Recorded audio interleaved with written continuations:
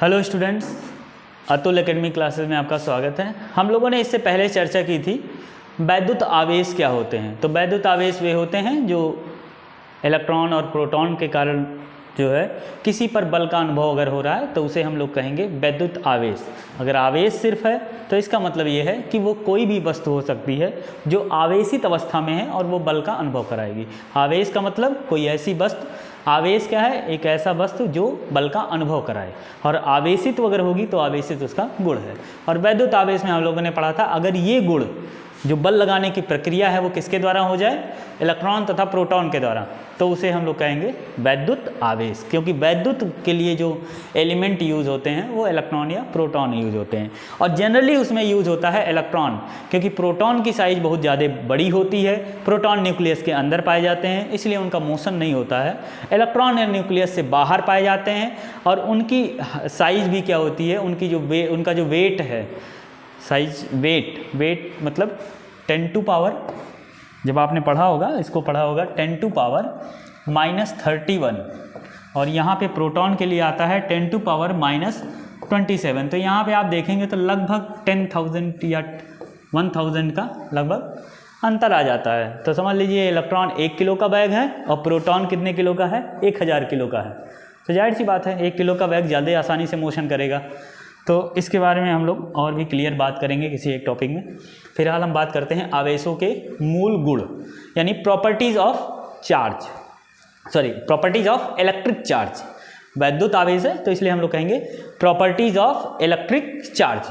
तो properties of electric charge में जो पहला आवेश है ये है योगात्मक।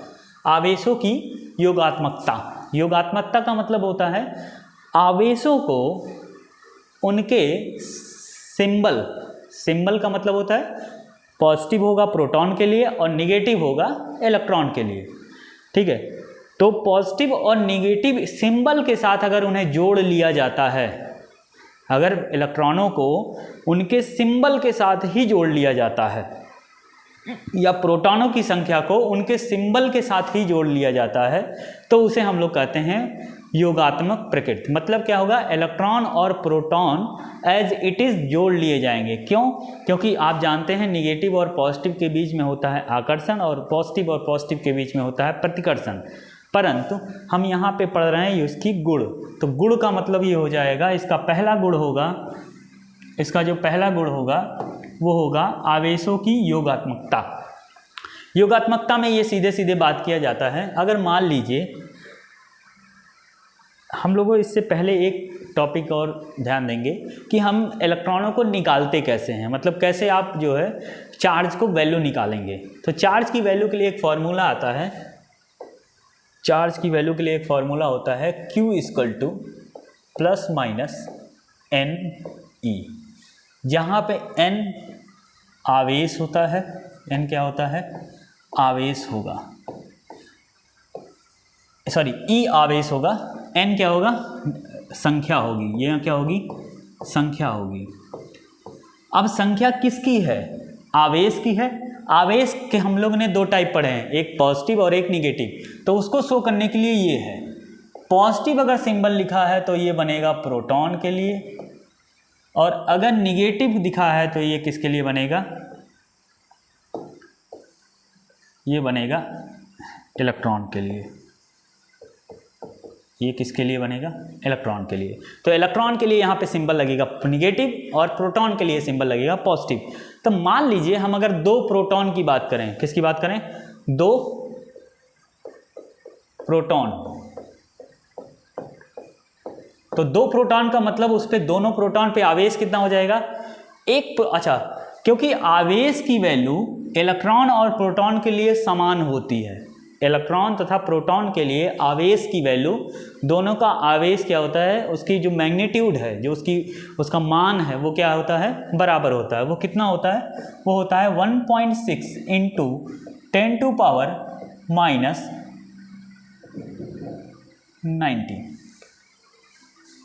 ठीक है, तो 1.6 × 10 टू पावर -19।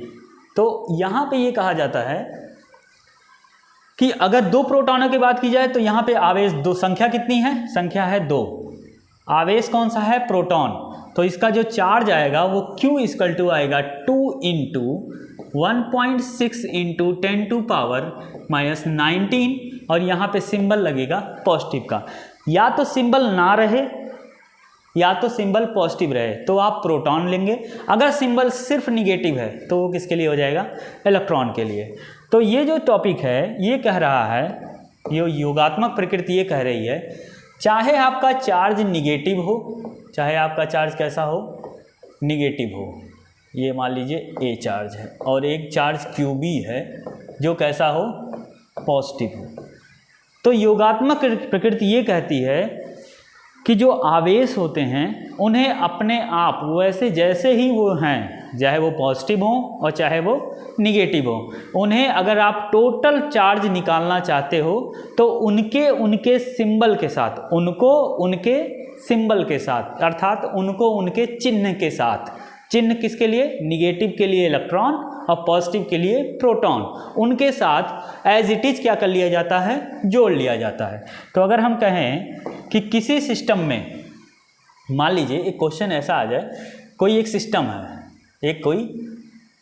एक सिस्टम है, एक क्या है, एक सिस्टम है, उस सिस्टम में 10 प्रोटॉन हैं और 10 ही क्या हैं, इलेक्ट्रॉन हैं। तो आप जानते हैं उनका आवेश क्या हो जाएगा, आवेश बराबर हो जाएगा 10 into 1.6 into 10 to power minus 19 किसके लिए हो जाएगा ये, क्योंकि यहाँ पॉजिटिव है तो ये प्रोटॉन के लिए, और यहाँ पे हो जाएगा 10 to power 10 into 10 to power 1.6 into 10 to power minus 19, इसके आगे क्या लगा है, माइनस। ठीक है, तो क्योंकि ये माइनस लगा हुआ है और ये प्लस लगा हुआ है तो उस सिस्टम पे टोटल चार्ज कितना होगा, तो जरा देखिए वैल्यू यहाँ भी सेम है, यहाँ भी सेम है, इनके बीच में लगा है माइनस, माइनस और प्लस मिल करके हो जाएंगे माइनस और ये वैल्यू हो जाएगी 0, यानी जो सिस्टम है उस पर जो टोटल चार्ज आया निकल करके वो कितना आया है, 0। इसी चीज़ को यहाँ पे प्रदर्शित कर दिया गया है। तो इसी चीज़ के बारे में बात की गई है, लेकिन यहाँ जो बात कही गई है उसके बारे में ज़रा देख लेते हैं। कहा गया है कि जो आवेशों को वास्तविक संख्याओं के भांति जोड़ा जा सकता है, अर्थात आवेश द्रव्यमान की भांति अदिश हैं। अदिश मतलब होता है स्केलर क्वांटिटी, जिनकी कोई दिशा ना हो, ठीक है, लेकिन भांति अदिश हैं यदि किसी निकाय में n नंबर के आवेश हैं, मतलब कुल टोटल संख्या कितनी है चार्जेस की, n है, तथा उनमें आवेश Q1, Q2, Q3 हैं। जैसे आपके लिखा गया है Q1, Q2, Q3, Q4, ऐसे आवेश दिए गए हैं कहाँ तक, Qn तक। ठीक है, ये 2 है तो हम लोग इसको ज़रा सही से लिख दें, सॉरी इसको हम लोग सही से लिख रहे हैं ज़रा, Q2, Q1, Q2, Q3, Q4 and Qn है। तो ऐसे सिस्टम को हम लोग को अगर हम टोटल आवेशों की संख्या निकालें कितने के लिए, n नंबर के लिए, तो हमारे पास जो संख्या आएगी, टोटल आवेश को हम लोग कैपिटल Q से लिख रहे हैं, आप चार्जेस को कैपिटल Q और स्मॉल q दोनों से लिख सकते हैं। कुछ बुक्स कैपिटल Q से लिखती हैं, कुछ बुक स्मॉल q। तो इन्हें क्या कर लिया जाता है, इन्हें बिना किसी उसके सिंबल के साथ एज इट इज़ क्या कर लिया जाता है, जोड़ लिया जाता है। Q1 plus Q2 plus Q3 plus Q4 plus dot dot dot dot plus Qn, यहाँ तक के सारे इसको कर लिया जाता है, जोड़ लिया जाता है। तो ये आवेश की कौन सी प्रकृति गुण हो गया, योगात्मक। ये आवेश का कौन सा गुण हो गया, योगात्मक गुण। अब इसमें चार्जेस पॉजिटिव भी हो सकते हैं या निगेटिव भी होते हैं। जैसे यहाँ पे एक एग्जांपल दिया गया है, आप देख सकते हैं आपकी बुक में, यहाँ पे देखिए, पहले आप यहाँ देखेंगे तो माइनस किसके लिए दिया गया है, यहाँ पे आपका, ठीक है, कुछ यहाँ पे देखिए प्लस है, +1, +2, -3 है। तो -3 और +4 फिर -5 है। तो इसका जो टोटल वैल्यू आ रहा है, टोटल वैल्यू कैसे आ रहा है, देखिए आपको पहला जो चार्ट दिया गया है उसके बारे में दिया गया है +1 +2 फिर माइनस दिया गया है। तो प्लस हम कर रहे हैं पर चार्ज कैसा है हमारा, माइनस है। फिर प्लस हम कर रहे हैं किसको, 4 को, 4 हमारा पॉजिटिव में ही है। प्लस हम फिर आवेश जो ले रहे हैं, हम जो पांचवा आवेश ले रहे हैं, पांचवा आवेश हमारा कैसा है, -5 है। तो नेगेटिव में क्या जाएगा, 5। अब जरा इसको हम लोग ऐड कर लेते हैं। तो टोटल वैल्यू ऑफ Q कितनी आएगी, टोटल वैल्यू ऑफ Q की टोटल वैल्यू कितनी आ जाएगी, जरा इसको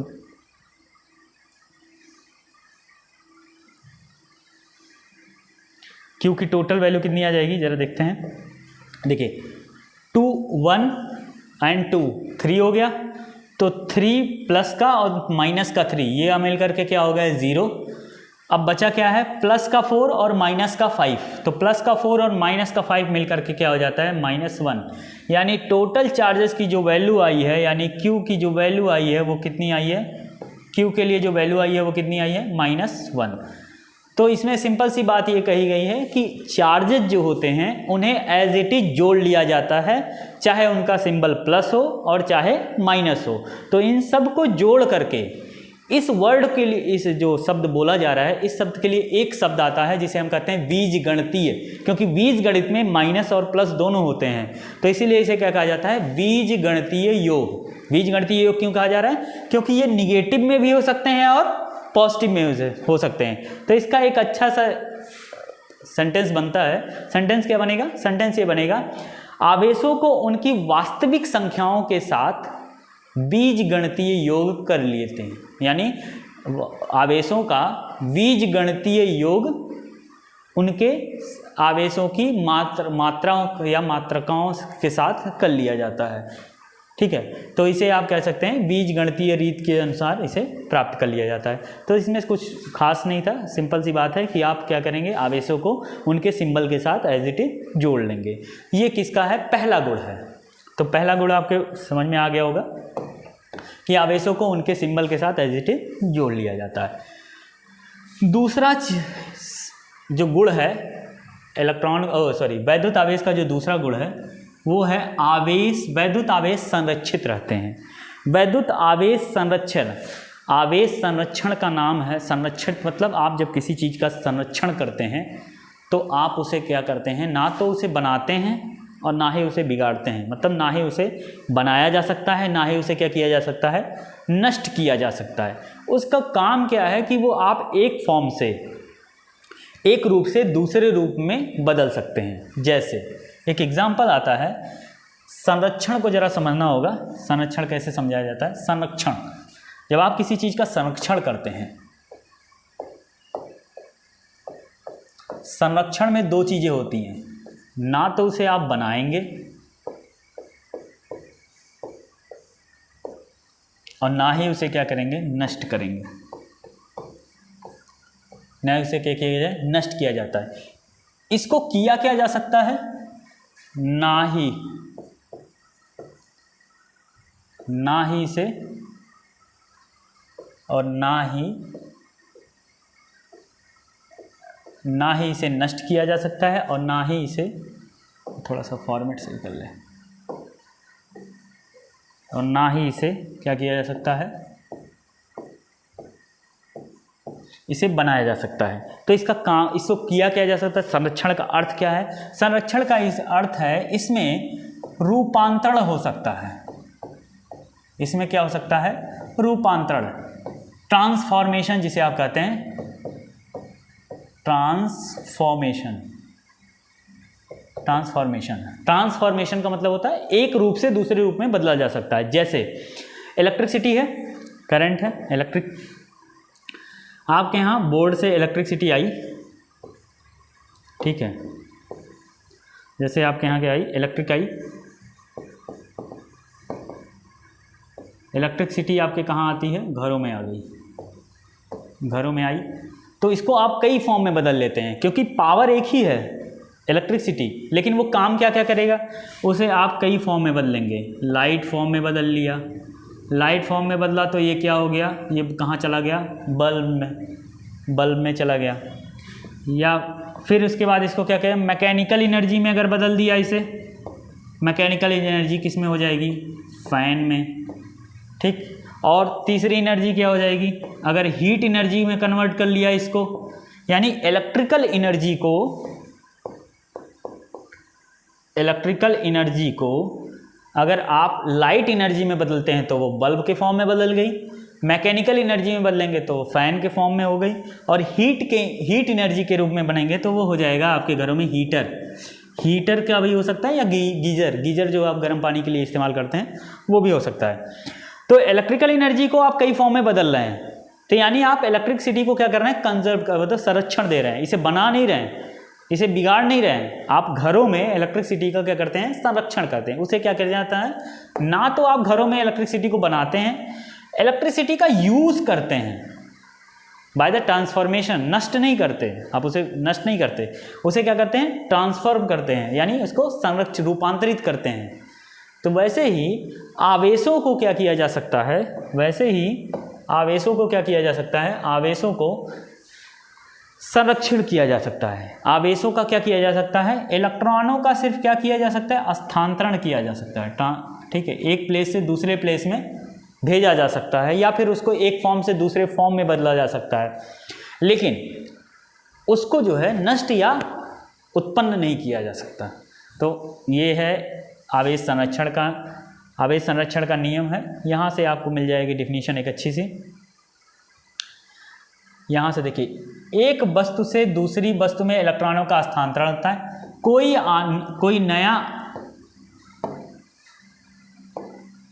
कोई नया आवेश उत्पन्न नहीं होता है और ना ही आवेश नष्ट होता है। ये सिर्फ क्या हो जाता है, ये सिर्फ इलेक्ट्रॉनों का क्या होता है, स्थानांतरण होता है, क्योंकि इलेक्ट्रॉन साइज में छोटे होते हैं in comparison to the proton, ठीक है। तो इस दृष्टि में इसको क्या कहा जाता है, एक आवेश संरक्षण की गति उसमें कहा जाता है। तो आवेश संरक्षण में क्या होता है, यद्यपि किसी भी प्रक्रिया में, यहाँ पे देखेंगे आप, किसी भी प्रक्रिया में, ठीक है, आप देखें, किसी भी प्रक्रिया में, यहाँ से आप देखेंगे, किसी प्रक्रिया में आवेशवाही कण उत्पन्न अथवा नष्ट किए जा सकते हैं, परंतु किसी व्युत्पन्न निकाय में नेट आवेश उत्पन्न करना और नष्ट करना संभव नहीं है। इसका क्या मतलब है, इसका मतलब है कि इस प्रक्रिया में हो सकता है कुछ आवेश क्या हो जाए, मूवमेंट में जाएंगे, तो मूवमेंट में जाने के लिए उनके पास या तो एनर्जी ना रहे, तो वो हो सकता है नष्ट किए जा सकते हैं। लेकिन आप जब किसी प्रक्रिया के थ्रू जाएंगे, जैसे आप क्या किए, मान लीजिए आपने, देखिए ट्रांसफॉर्मेशन हो गया, मान लीजिए आपको इलेक्ट्रिक लाइट चाहिए, लाइट, तो मोशन ऑफ द इलेक्ट्रॉन होगा, मोशन ऑफ इलेक्ट्रॉन में कुछ इलेक्ट्रॉन, मान लीजिए आपने वायर होता है, वायर गर्म हो जाता है, तो वायर गर्म क्यों हो जा रहा है, कुछ इलेक्ट्रॉनों की जो ऊर्जा है वो वायर में फ्रिक्शन के कारण क्या हो जा रही है, वहाँ पे नष्ट हो जा रही है, तो उनको नष्ट नहीं किया जा सकता। ये सब काम कहाँ होता है, आवेशवाही में, मतलब गति करते वक्त आवेश की हो सकती है कुछ ऊर्जा नष्ट की जा सकती है, लेकिन आवेश को नष्ट नहीं किया जा सकता, मतलब आवेश की ऊर्जा नष्ट की जा सकती है, ठीक है, एनर्जी को कम कर सकते हैं, लेकिन आवेश को जो है नष्ट नहीं किया जा सकते।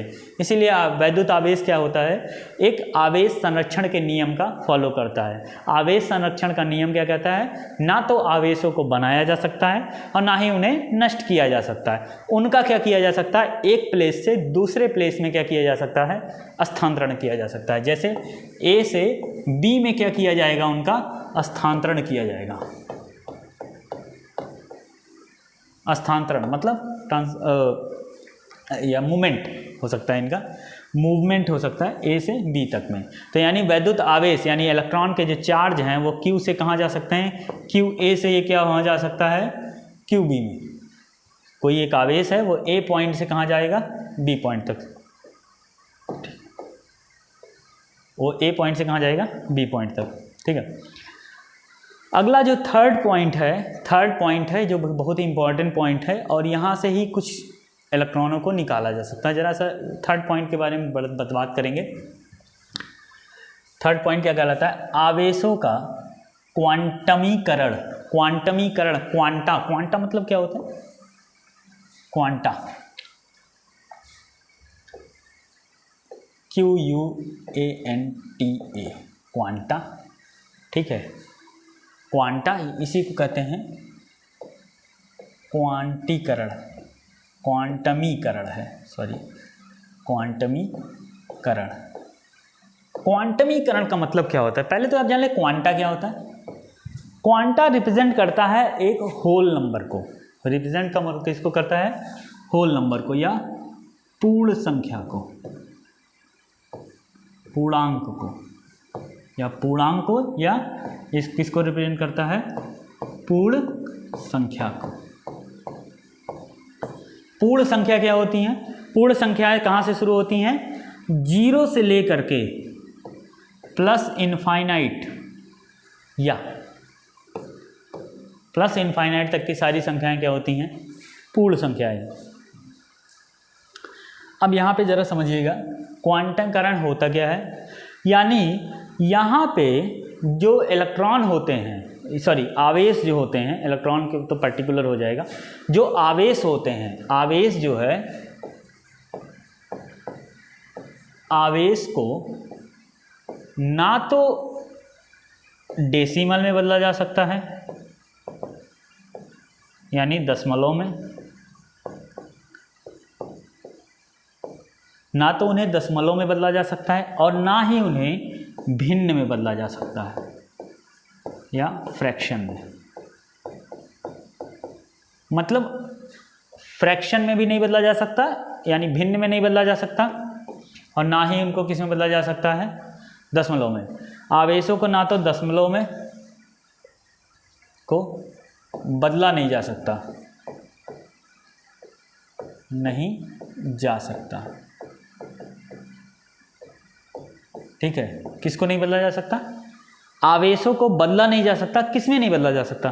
दशमलव में और फ्रैक्शन में। यानी ये जहां भी रहेंगे ये पूर्णांकों के रूप में रहेंगे, पूर्णांकों के रूप में। पूर्णांक मतलब 1 2 3 4 5।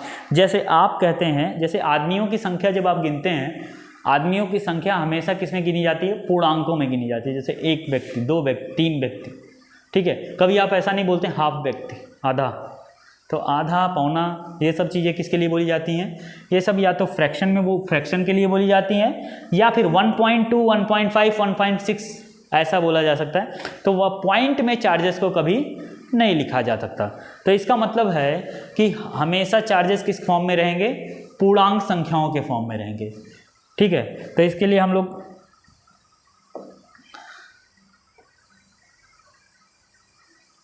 इसमें जो है, चलो फिर से लिख देंगे। तो जो आपका आवेश है वो किसका होगा? क्वांटमीकरण होता है। क्वांटमीकरण का मतलब होता है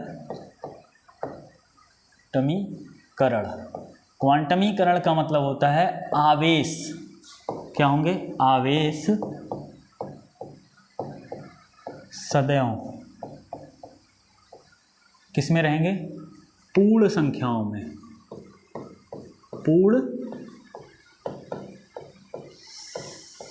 पूर्णांक संख्या में निरूपित किए जाएंगे, पूर्ण संख्या में निरूपित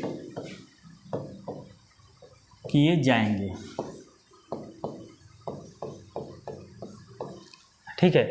इसका मतलब क्या है, इसको जरा फिर से समझेंगे। आवेशों को सदैव किस में लिखा जाएगा? पूर्ण संख्याओं में। पूर्ण संख्याओं में लिखने का मतलब है कि जैसे इसका एक फॉर्मूला निकल के आता है Q इक्वल टू, इसको हमने पहले भी पढ़ा है अभी, Q इक्वल टू NE, ठीक है। तो जहाँ N जो है, जो संख्या है, संख्या हमेशा किस में रहेगी? पूर्णांक में रहेगी। किस में रहेगी? पूर्णांक में रहेगी। यानी संख्या, यानी N की वैल्यू हमेशा कहाँ से होगी?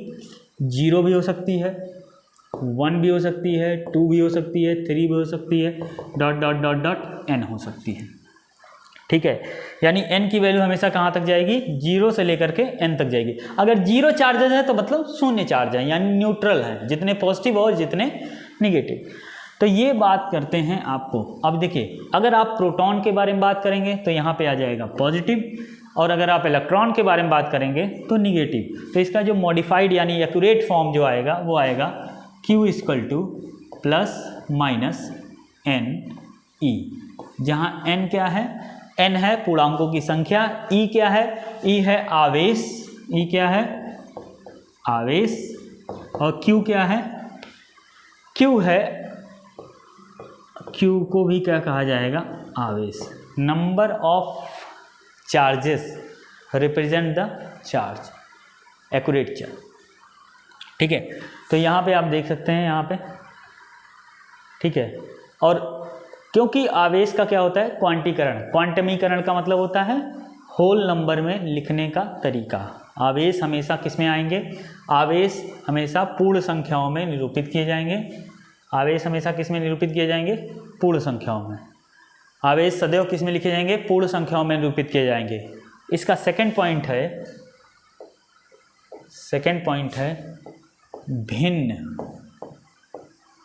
भिन्न तथा दशमलव,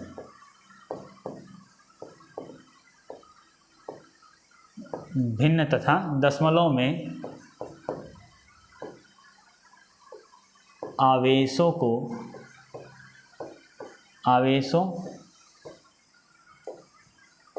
की गणना नहीं होती है।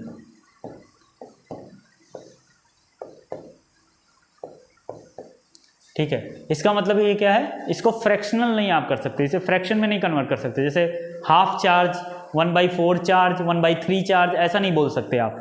बोलेंगे तो हमेशा 1, 2, 3 फॉर्म में रहेगा, होल नंबर के फॉर्म में रहेगा। और एक चीज़ और नहीं कर सकते, क्या चीज़, इसे दशमलव में नहीं लिख सकते। दशमलव मतलब डेसिमल, डेसिमल का मतलब है आप चार्जेस को हमेशा किस फॉर्म में रखेंगे, 1, 2, 3 फॉर्म में। ऐसा नहीं लिखेंगे 1.5 चार्ज, 1.3 चार्ज, ऐसा नहीं बोल सकते आप, ठीक है। तो इस क्वांटमीकरण का मतलब है हमेशा किस में होंगे, पूर्ण संख्याओं में। आवेशों का निरूपण हमेशा किस में होगा, पूर्ण संख्या में होगा, ठीक है। तो ये 3 गुण आए हैं। अभी एक और गुण होगा इसमें यहाँ पे, ठीक है, इसमें नहीं दिया गया है। एक और गुण हम बता दें आपको, इस गुण को कहा जाता है, एक सेकंड और हम नापे, ठीक है। तो जैसे एक और गुण होता है कि अपोजिट चार्जेस यानी विपरीत आवेश आपस में मिल करके समान मात्रा के विपरीत आवेश मिल करके किसी को न्यूट्रल कर देते हैं। न्यूट्रल का मतलब होता है उन पे चार्ज की वैल्यू जो हो जाएगी वो शून्य हो जाएगी। तो एक ये भी है, और बाकी तो आप उसको भी जोड़ सकते हैं, जैसे पॉजिटिव चार्जेस एक दूसरे को रिपेल करते हैं, पॉजिटिव निगेटिव चार्जेस आपस में अट्रैक्ट और निगेटिव चार्जेस रिपेल करते हैं। तो ये है। अब यहाँ से एक चीज़ और आपको जानना है कि E की वैल्यू कितनी होती है। तो E की वैल्यू होती है 1.6 या 10⁻⁻19 कूलॉम, ठीक है। कूलॉम्स अभी आगे आएंगे। कूलॉम्स एक साइंटिस्ट का नाम है जिन्होंने आवेशों के फोर्स के बारे में बात की है। तो जब भी आप क्लास 12 को पढ़ेंगे तो आप 12th की क्लास को आप सीधे उनको टाइप्स में बांट करके पढ़िएगा कि चेंजेस कहाँ पे आ रहे हैं, क्योंकि नहीं तो फिर थोड़ी सी कन्फ्यूज़न हो जाती है। बाकी ये है आपके। तो इस तरह से हम लोग एक बार रिवाइज कर लेते हैं आज के अभी के टॉपिक को। 3 टाइप से हम लोगों ने पढ़े। आवेशों का मूल गुण क्या कहलाता है, आवेशों का जो प्रॉपर्टीज़ हैं जिस पे जो गुण आवेश प्रदर्शित करते हैं। तो पहला गुण इसमें हो जाता है योगात्मक, यानी चार्जेस को क्या कर लीजिए, जितने भी चार्जेस हैं उन सबको क्या कर लीजिए, जोड़ लीजिए। जोड़ करके जो वैल्यू आएगी वो उन चार्जेस का क्या होगा, परिमाणी होगा। परिमाणी मतलब रिजल्टेंट होगा, ठीक है। कुल, जैसे आप बताएं कुल आवेश कितने हैं, तो कुल आवेश को क्या कर लीजिए, सारे आवेशों को जोड़ लीजिए, जो भी वैल्यू आएगी वो उन कुल आवेशों के बराबर होगी। अच्छा, आवेश क्या हो सकते हैं, पॉजिटिव भी हो सकते हैं और निगेटिव भी हो सकते हैं। निगेटिव किसके लिए होंगे, निगेटिव अगर शो हो रहा है तो इसका मतलब इलेक्ट्रॉन है, पॉजिटिव शो हो रहा है तो प्रोटॉन है। दूसरा पॉइंट है आवेश संरक्षित हैं। आवेश संरक्षित हैं इसका मतलब है ना तो आवेशों को बनाया जा सकता है और ना ही उन्हें क्या किया जा सकता है, नष्ट किया जा सकता है। उन्हें क्या किया जा सकता है, उन्हें एक स्थान से दूसरे स्थान में क्या किया जा सकता है, स्थानांतरण किया जा सकता है, ठीक है। यानी वितरित किया जा सकता है, स्थानांतरण किया जा सकता है, ठीक है। और यहाँ पे आपको एक लाइन दी जाती है वियुक्त निकाय में उत्पन्न, और आवेशवाही मतलब जब आप वो गति कर रहे होते हैं तो भले वो नष्ट हो सकते हैं, नष्ट नहीं होते हैं, वो क्या होते हैं, उनका रूपांतरण हो जाता है। Electrical energy converted into heat energy, तो हीट में जब वो कन्वर्ट हो जाएंगे तो उन्हें एक नष्ट बोला जा सकता है। लेकिन ये काम कब होगा, जब आवेशवाही हो, मतलब क्या हो रहा है, आवेश क्या हो रहा है, गति कर रहा हो, आवेश क्या हो रहा है, गति हो, आवेशवाही कण उत्पन्न या नष्ट किए जा सकते हैं, ठीक है। लेकिन आवेश नहीं उत्पन्न किया जा सकता। आवेशवाही का मतलब जिसमें से होकर के इलेक्ट्रॉन जाते हैं, जैसे वायर होता है, वायर में फ्री इलेक्ट्रॉन्स होते हैं, जहाँ पे इलेक्ट्रॉन्स वहीं इलेक्ट्रिसिटी उसी से पास हो सकती है जिसमें क्या होते हैं, फ्री इलेक्ट्रॉन्स। तो जो फ्री इलेक्ट्रॉन्स हैं वो तो रहेंगे, उनको नहीं डिस्टर्ब कर सकते हैं आप, लेकिन जो बॉन्डेड इलेक्ट्रॉन्स हैं उनको, जो आवेशवाही कण हैं, आवेशवाही कण में वो नष्ट हो सकते हैं, लेकिन आवेश नष्ट नहीं हो सकता। इसके बारे में ज़रा सा ये एक पॉइंट है जो बहुत ही इंपॉर्टेंट पॉइंट है, ठीक है। हो सकता है यहाँ से क्वेश्चन बाद में सकते हैं, इतना ज़्यादा नहीं हो सकता, लेकिन ठीक है, कोई इलेक्ट्रॉन एक न्यूट्रॉन एक रूपांतरित हो सकता है। अब यहाँ पे ज़रा एक बात और लिखी गई है, ज़रा ये चीज़ बड़ी काम की चीज़ है, क्योंकि इसको जो है ध्यान से ध्यान दें, क्योंकि एनसीईआरटी की एक एक लाइनें इंपॉर्टेंट होती हैं। तो इसमें एक लाइन दी गई है, देखिए, कोई न्यूट्रॉन एक प्रोटॉन तथा एक इलेक्ट्रॉन में क्या हो जाता है, रूपांतरित हो जाता है। न्यूट्रॉन का मतलब होता है न्यूट्रल चार्ज एक्वायर करने वाला पार्टिकल, क्या कहलाता है, न्यूट्रॉन। लेकिन आप देखिए दो तरीके से न्यूट्रलिटी आएगी आपके अंदर, एक तो आपके पास आवेश हो ही ना, एकदम से खत्म हो, या फिर एक पॉजिटिव और एक निगेटिव मिल करके उसको क्या बनाए हैं, डिफ्यूज हो करके जो क्या बना दें, एक न्यूट्रल सब्सटेंस। तो वो जो डिफ्यूजन वाला प्रोसेस है उससे बनने वाला जो पार्टिकल है उसे क्या कहेंगे, न्यूट्रॉन। न्यूट्रॉन किससे बना होता है, एक प्रोटॉन और एक इलेक्ट्रॉन को डिफ्यूज करके। जब आप एक न्यूट्रॉन को तोड़ेंगे तो जब आप ब्रेक करते हैं तो एक प्रोटॉन और एक इलेक्ट्रॉन के बारे में, वो एक प्रोटॉन और एक इलेक्ट्रॉन क्या हो जाता है, उत्पन्न हो जाता है। तो ये क्योंकि आपने ये कहा है कि उत्पन्न नहीं किए जा सकते, तो उत्पन्न करने का जैसे आवेश कुछ तो होगा, कहाँ से उत्पन्न होते होंगे, तो एक प्रोसेस, एक तरीका बता दिया गया है कि न्यूट्रॉन को क्या किया जा सकता है, तोड़ करके इलेक्ट्रॉन और प्रोटॉन में क्या किया जा सकता है, रूपांतरित किया जा सकता है, प्रोड्यूस नहीं किया जा सकता। रूपांतरण मतलब रूप में परिवर्तन कर देना, न्यूट्रल को तोड़ देना जिससे एक पॉजिटिव और एक इलेक्ट्रॉन एक्वायर कर सकें, ठीक है। तो ये है आपका अगला जो पॉइंट था हम लोगों के लिए था वो क्वांटीकरण का था। क्वांटीकरण का मतलब है इलेक्ट्रॉनों का जो स्थानांतरण होगा, मूवमेंट होगा, या इलेक्ट्रॉनों का जो रिप्रेजेंटेशन होगा जिसे आप निरूपित करेंगे, वो एक हमेशा पूर्ण संख्या में होंगे। यानी इलेक्ट्रॉन या प्रोटॉन या न्यूट्रॉन एक स्थान से दूसरे स्थान पे जब जाएंगे, ठीक है, तो वो क्या होंगे, हमेशा किस नंबर में होंगे, पूर्णांकों में होंगे, यानी पूर्णांकी गुणज। पूर्णांकी गुणज का मतलब होता है, पूर्णांकी गुणज का मतलब होता है होल नंबर, यानी होल नंबर मतलब n की वैल्यू क्या होगी, 1 होगी, 2 होगी, 3 होगी, 4 होगी, 5 होगी, ऐसे होगी, ठीक है, ठीक है। n की वैल्यू 2 होगी, 3 होगी, 4 होगी, 5 होगी, ठीक। तो इस तरह से जो है आपका ये आएगा। और यहाँ पे एक चीज़ और दी गई है, इसको कब किया गया था, 1912 में मिल्कन ने किया था। और इसका एसआई मात्रक क्या होता है, कूलॉम्ब होता है। कूलॉम्ब के बारे में हम काफ़ी स्टडी करेंगे इस टॉपिक के बाद, क्योंकि उसके बाद जो टॉपिक आपका आएगा वो आएगा कूलॉम्ब्स। अब यहाँ पे एक आवेश को निर्धारित करना है, यानी एक कूलॉम्ब में लगभग कितने इलेक्ट्रॉन्स होते हैं, 6 × 10⁻18, यानी 6 × 10⁸ इलेक्ट्रॉन्स होते हैं कितने में, ये इलेक्ट्रॉन्स होंगे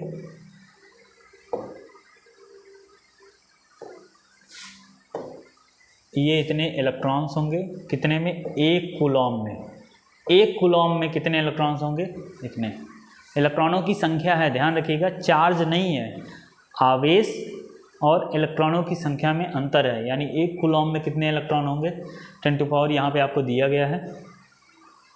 एक कूलॉम्ब वो आवेश होता है जिसमें तार में 1 एम्पीयर धारा प्रवाहित। ये जो टॉपिक लिखा गया है, ये जो बात लिखी गई है आपके बुक में, एक्चुअल में ये क्लास 10th का एक फॉर्मूला होता है, आपने पढ़ा होगा।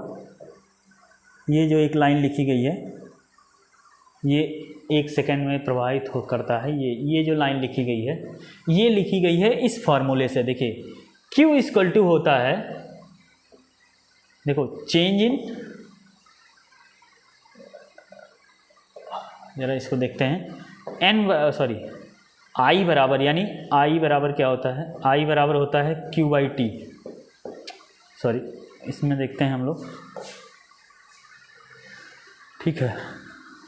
इसको हम एक्सप्लेन कर रहे हैं ज़रा।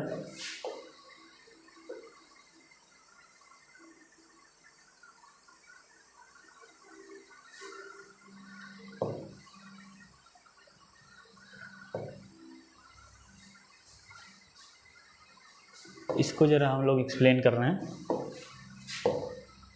ये जो एक लाइन दी गई है, एक लाइन कौन सी दी गई है, ये वाली। 1 कूलम वह आवेश है जो तार की 1 एम्पीयर धारा को 1 सेकंड तक प्रवाहित करता है। तो ये एक फार्मूला होता है, फार्मूला कौन सा है, Q इक्वल टू होता है IT। और ये आया कैसे है, जरा आप वैद्युत धारा की जो डिफिनीशन क्या होती है, धारा, वैद्युत धारा बराबर आवेश प्रवाह की दर,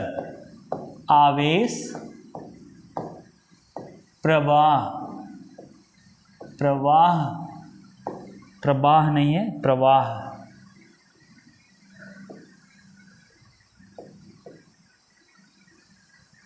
आवेश प्रवाह की दर।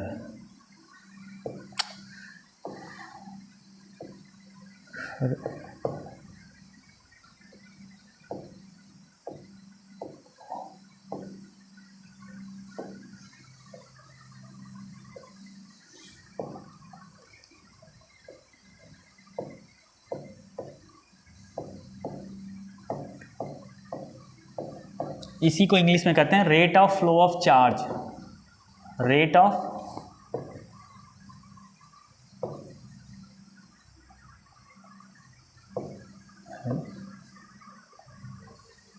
इसको कहा जाता है rate of flow of charge, ठीक है। Q इक्वल टू होता है Q/T। तो Q/T में मतलब क्या है, अगर 1 एम्पीयर धारा होगी, यानी आवेश को निकालना है, तो इसको भी क्या कर लीजिए आप, 1 कर लीजिए, और इसको भी क्या कर लीजिए, 1 कर लीजिए, यानी 1 सेकेंड, और I को लिखेंगे 1 एम्पीयर। तो एक आवेश 1 कूलम तब कहलाएगा जब धारा कितनी हो, 1 एम्पीयर हो, और सेकंड कितना हो, टाइम कितना हो, 1 सेकंड। यही चीज़ आपको यहाँ पे फॉर्मूले के रूप में लिखी गई है, और वही चीज़ यहाँ पे आपको एक्सप्लेन की गई है कि 1 कूलम वह आवेश है जो एक तार में 1 एम्पीयर धारा, यानी एम्पीयर कितना है, 1 एम्पीयर, और कितने टाइम के लिए प्रवाहित हो, 1 सेकंड के लिए, यानी T का वैल्यू कितना हो जाए, 1। तो इसे क्या कहा जाएगा, 1 कूलम, ठीक है।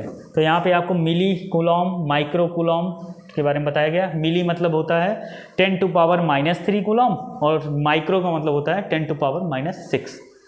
बाकी अगला टॉपिक आपका होगा कूलम्स का नियम।